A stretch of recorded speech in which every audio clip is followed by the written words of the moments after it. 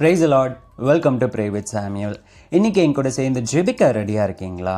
1 யோவான் 5:14 நாம் வாசிக்கிறோம், நாம் எதையாகிலும் அவருடைய சித்தத்தின்படி கேட்டால் அவர் நமக்கு செவி கொடுக்கிறார் என்பதே அவரை பற்றி நாம் கொண்டிருக்கின்ற தைரியம்.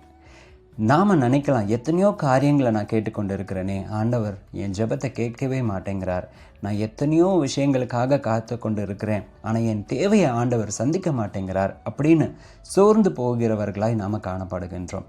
நாம் வேண்டிக் கொள்வது எதுவாக இருக்கிறது? தேவனுக்கு அடுத்த காரியங்களாக இருக்கிறதா, இல்லை உலக பிரகாரமாக நம்மளுடைய தேவைகளாக மட்டுமே இருக்கிறதா? நாம் கேட்கிற காரியங்களை கர்த்தருடைய சித்தத்தின்படி ஒப்பு கொடுத்து நாம் ஜெபிச்சிருக்கிறோமா? அப்படி தேவ சித்தத்தின்படி ஒப்பு கொடுத்து ஜெபிக்கும் பொழுது நமக்குள்ளாக ஒரு தைரியம் வருதுன்னு சொல்லி வசனம் சொல்லுது.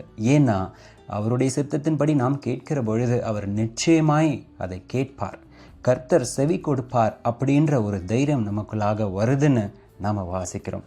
அதே மாதிரி இத்தனை நாட்களாக உங்களுக்கு கிடைக்காத காரியங்களை குறித்தும் கர்த்தரிடத்தில் ஒப்புவித்து அவர் சித்தத்தின்படி நீங்கள் கேட்கும் பொழுது அவர் உங்களுக்கு செவி கொடுப்பார்.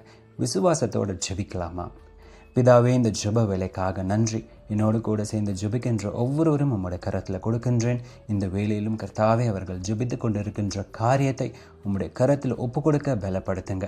உம்முடைய சித்தத்தின்படி கேட்கும் பொழுது நீர் எங்களுக்கு செவி கொடுக்கின்ற தேவனாக இருக்கிறீர்.